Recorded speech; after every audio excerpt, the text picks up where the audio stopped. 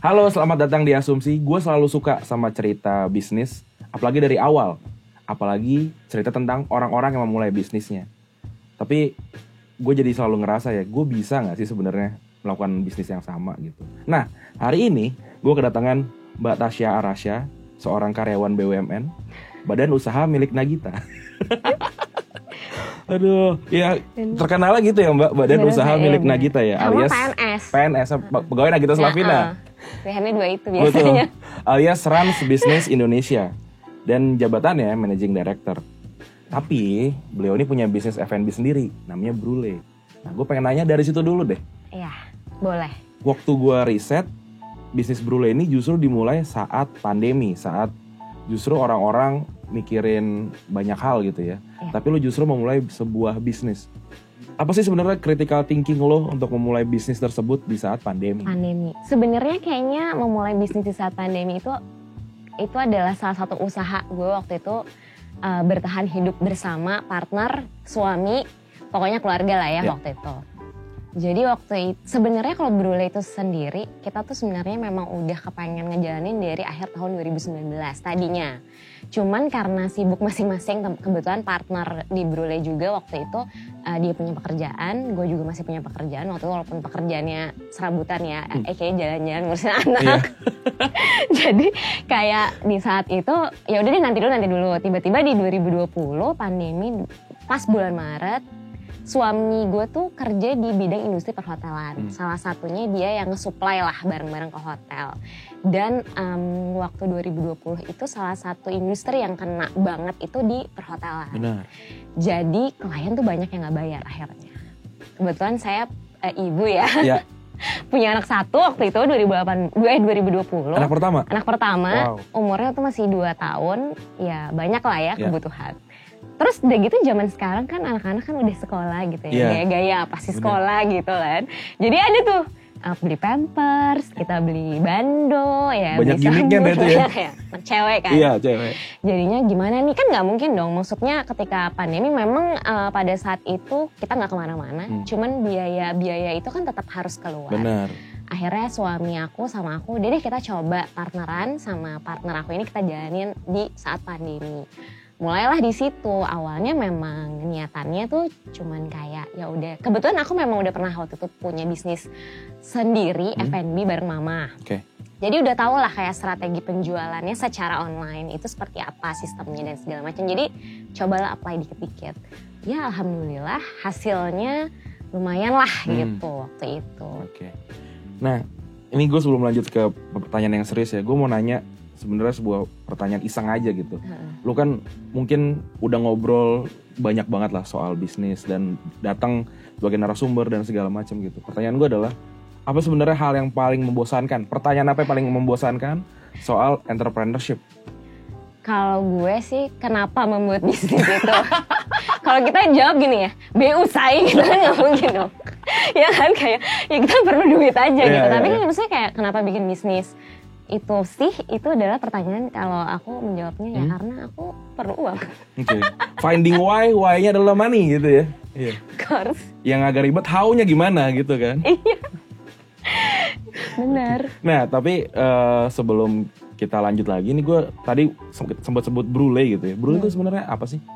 Brule itu spaghetti. Jadi memang spaghetti bake brule itu adalah kayak tahu kalau pernah dengar apa sih namanya tuh krim brule. Krim brule. Jadi brule itu artinya bake, jadi spaghetti panggang lah, sesuatu yang dipanggang. Memang kebetulan brule itu spaghetti yang ada cheese-nya di atas terus dipanggang. Berarti brule itu teknik memasak ya sebenarnya? Sebenarnya iya teknik memasak, tapi sebenarnya enggak sih, kita cuma ngambil aja gaya-gayaan juga gitu karena kayak spaghetti kayak krim brule aja gitu.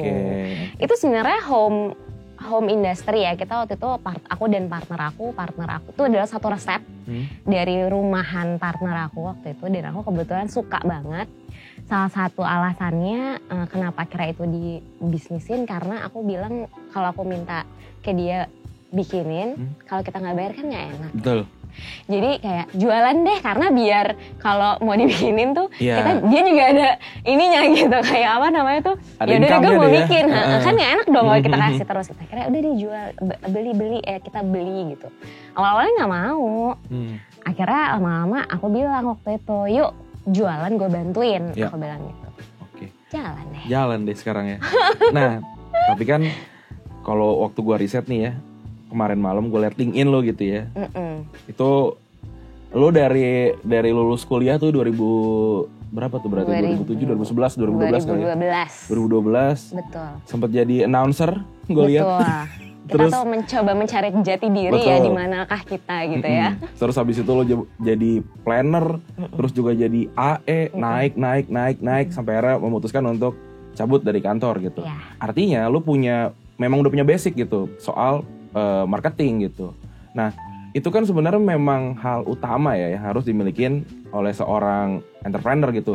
Untuk ya kalau barangnya bagus tapi nggak bisa dijual kan percuma juga gitu. Nah, tapi kan para pebisnis pemula ini mungkin tidak punya banyak waktu yang sama lo untuk belajar dari mulai planner sampai jadi manajer gitu ya.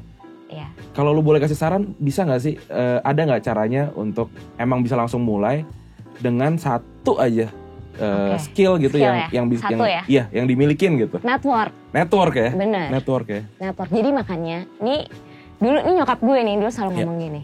Kan dulu gue sekolah di salah satu sekolah yang negeri lah ya, sekolah negeri yang lumayan, boleh disebutin gak sih? Boleh, di Bulungan kan? Iya bener. Di SMA 6 SMA gitu. 6. Dulu tuh nyokap gue sebel banget nyokolahin gue di situ. Karena apa? Karena gue main doang. Oh, gue kira gara-gara ada keranda di itu beneran enggak ya?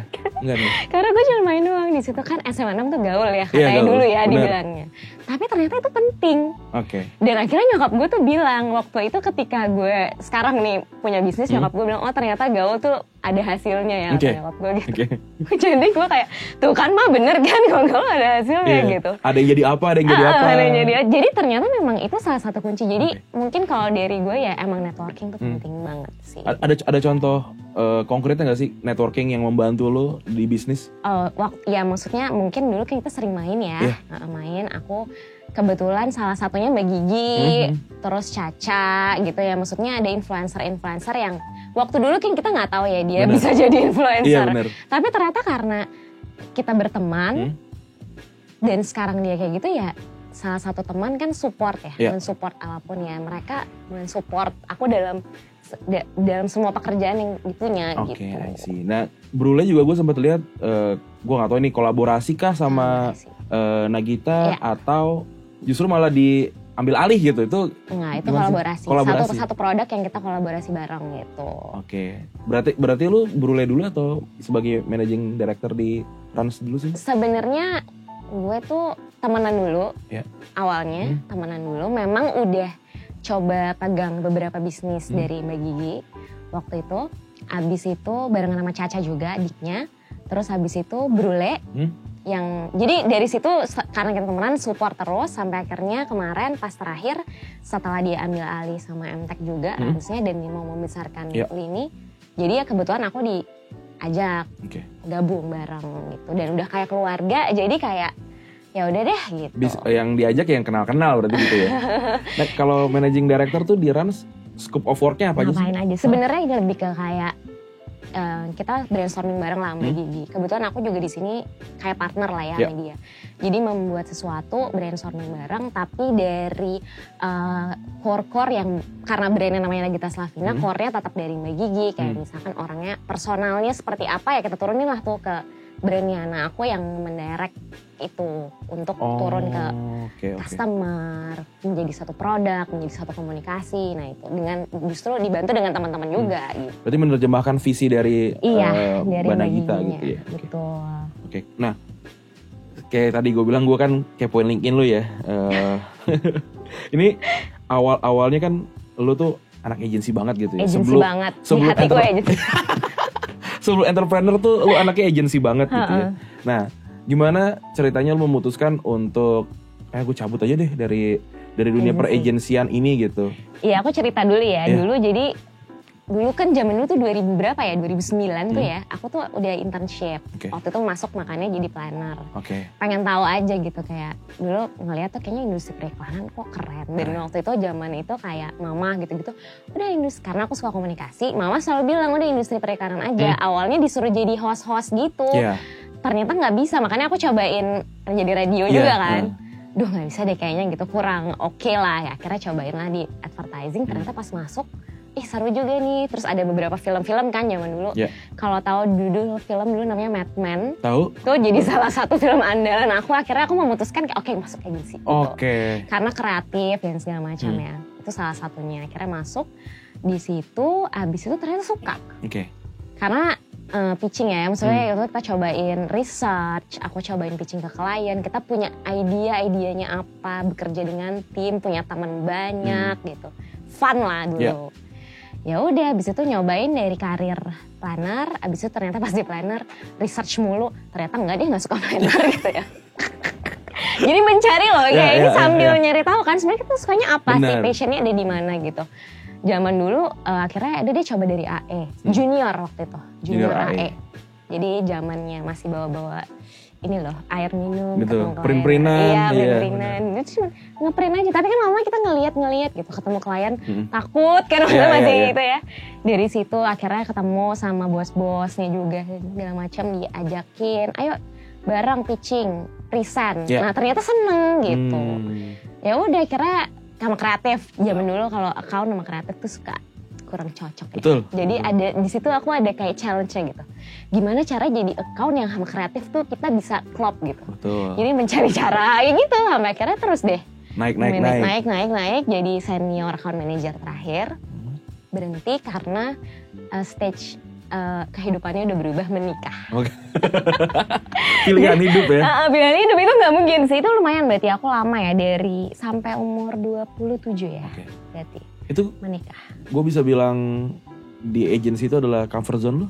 Iya banget, karena jiwa kita bersama teman-teman terus. Jadi muda terus ya? Jadi muda terus ya? Jangan itu. Mungkin ini agak klasik ya, menurut lo comfort zone tuh apa sih? Pokoknya kalau gue tuh menganggap comfort zone gue tuh bisa jadi apa aja di situ. Orang nggak ada yang, maksudnya orang tuh kayak gue bisa mengeluarkan apa aja yang ada di dalam diri gue gitu, tanpa gue harus mikirin omongan orang gitu. Dan memang di agency lah salah satu mata. Kalau tentang living the comfort zone ya, lu ngeliatnya gimana sih? Waktu pas waktu itu ya, meninggalkannya sedih banget. Cuman karena waktu itu kita juga udah masuk ke tahap kehidupan yang lebih ya. Waktu itu udah menikah, terus waktu itu kan aku keguguran. Jadinya buat yang lebih baik lah, better future katanya.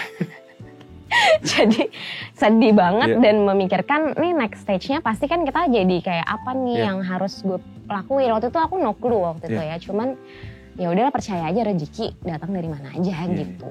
Bener, sempat nganggur sih waktu itu. Lumayan lama? Lumayan, hampir 1,5 tahun ya. Wah lumayan sih. Sebenarnya gak nganggur banget sih. Iya dari yang kerja 9 to 5. Dari kerja, wah itu stres banget. Stres sih pasti. Stres banget, karena kan aku udah dari 2009 kan.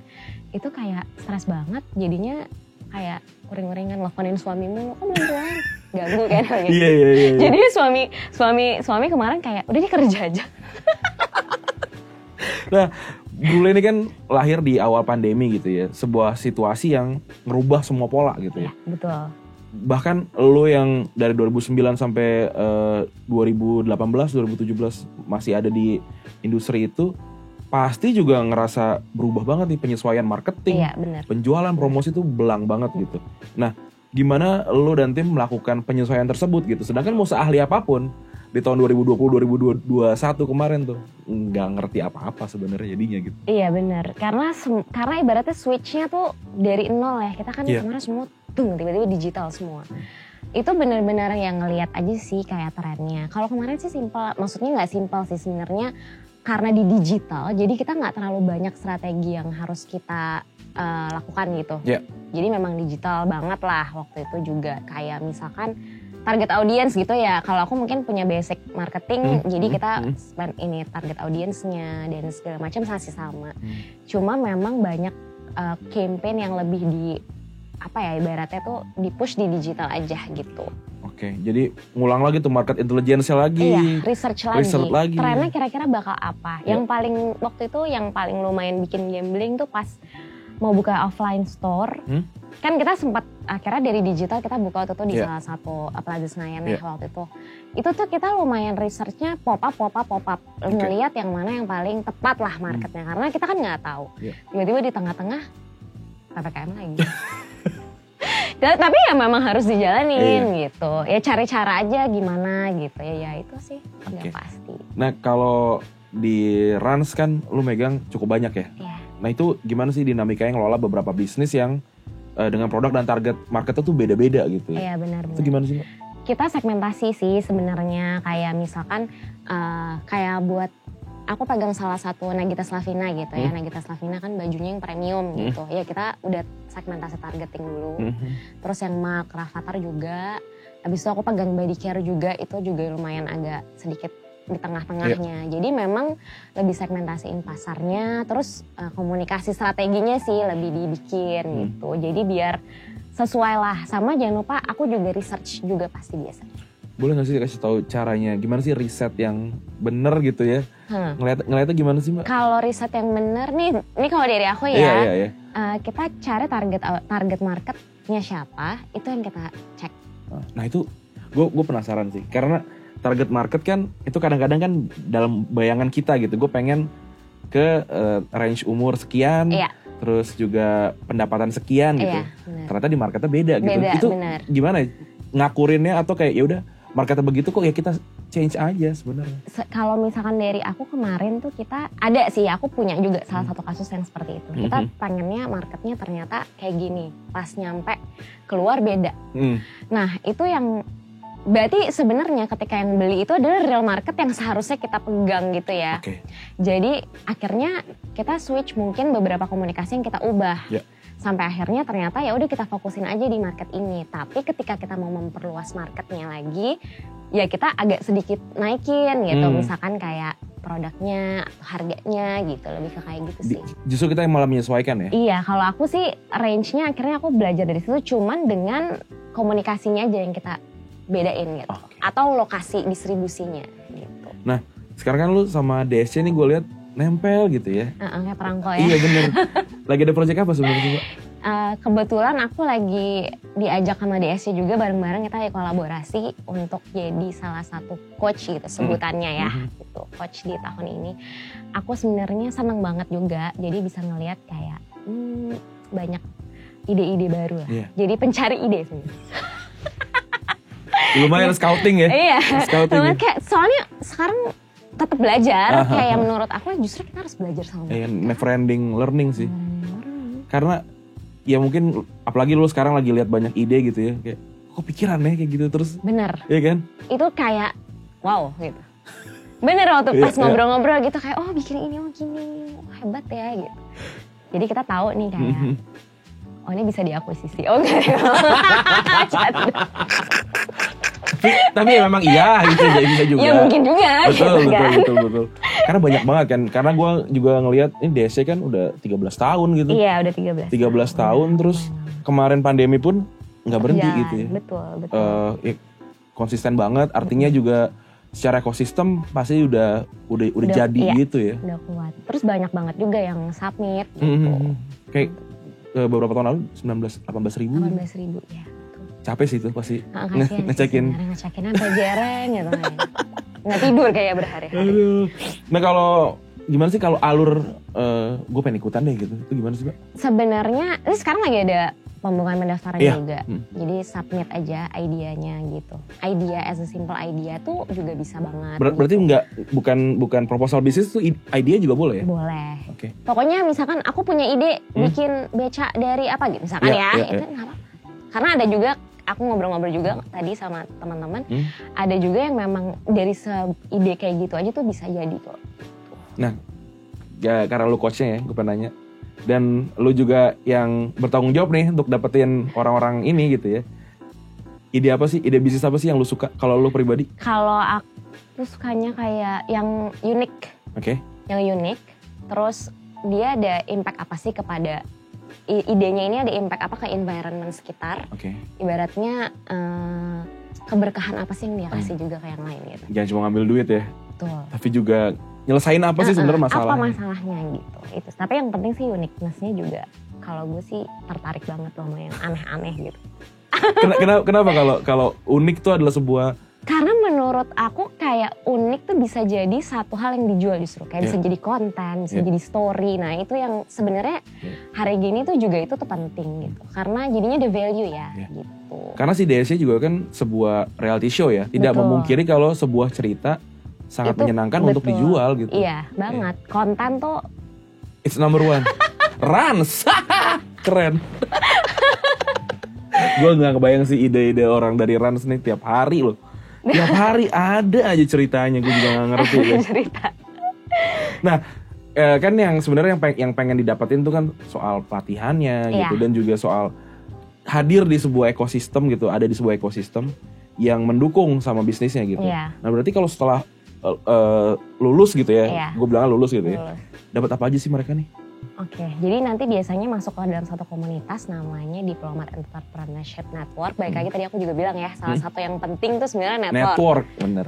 Nah, kalian jadi bisa masuk ke situ network, dan selain itu juga mendapatkan hibah gitu. Jadi hibahnya disesuaikan dengan scale bisnisnya. Oke, jadi gue denger nggak ada juara ya justru ya? Iya, nggak ada. Finalis. Iya karena agak susah juga sih. Finalisnya banyak bisa gitu. Bener. Bisnis F&B masa dibandingin sama bisnis susah. Properti gitu kan nggak mungkin gitu ya. Benar. Jadi nggak ada pemenangnya. Semuanya tergantung, hibahnya tuh tergantung sama scale bisnis lo gitu ya. Betul. Oke, menarik. Nah, objektifnya DSC 2022 tuh apa sih gitu? Pengen dapetin yang kayak gimana sebenarnya? Kayak gimana yang memberikan gebrakan lah, yang bagus lah. Maksudnya bukan bagus dalam arti kata bagus menjadi sesuatu, tapi kayak yang memberikan punya dampak apa sih gitu. Kalau prediksi nih, kan pandemi nih, gue nggak tahu bisa dibilang udah kelar atau belum ya gitu ya. Tapi menuju gitu ya. Tentu submit nih, orang-orang yang submit ini kan idenya kan juga based on what happened 2 tahun belakangan gitu ya. Kalau lo punya prediksi, banyaknya kira-kira apa nih Mbak? Yang masuk nih kira-kira bisa. Sebenarnya kalau yang paling banyak gampang gitu ya sebenarnya F&B lah ya pasti. F&B. Tapi kayaknya tahun ini yang lebih tech gitu, yang teknologi startup gitu ya. Itu juga mungkin banyak. Ya kalau yang pengen daftar coba pikirin. Kira-kira kalau udah banyak itu, lu mau ikutan atau cari yang agak biru deh, jangan yang merah-merah banget gitu ya. Biar saingannya gak banyak bener. Dan sekarang udah dibuka kan? Udah dibuka sampai tanggal 19 September 2022 bisa disubmit. Oke. Nice. Makasih Mbak Tasya sudah mampir ke sini, sudah asumsi. Sama-sama, thank you banget juga. Dan buat lo semua ya para entrepreneur yang mau mulai bisnisnya, dapetin dana hibah dari DSC secara total 2 miliar dengan submit ide bisnis kalian ke www.diplomatsukses.com sebelum tanggal 19 September 2022. Sampai jumpa di program asumsi selanjutnya. Diplomat Success Challenge 2022. Wujudkan visi bisnismu dan raih hadiah total 2 miliar rupiah. Submit proposal bisnismu ke diplomatsukses.com sebelum 19 September 2022.